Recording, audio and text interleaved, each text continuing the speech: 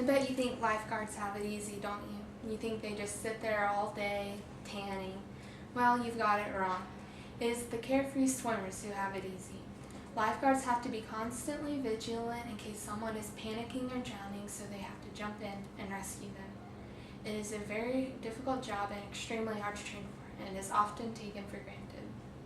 Some of the first things you have to learn when training to be a lifeguard is CPR and first aid. It sounds easy enough, but it isn't. When learning CPR, you have to learn to recognize the symptoms of someone who would need CPR. You also have to learn how to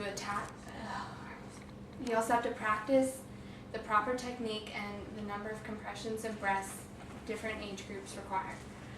You also have to learn how to work and attach an AED and how to restart a heart if necessary.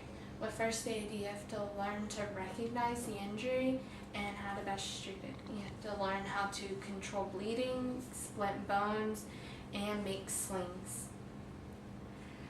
I bet you think that lifeguards just jump in and pull the victims to the sides, but unfortunately it's not as simple as that. Lifeguards spend almost a week learning different scenarios and the best way to rescue the victim. They have to learn how to rescue victims with spinal injuries and how to make sure that a distressed swimmer does not drown the lifeguard as well. They have to learn how to attach victims to life, like backboards in deep water, and how to rescue multiple victims. They have to learn how to approach victims and safely jump from their stands. Lifeguarding takes a physical and mental toll on the guard's body and mind.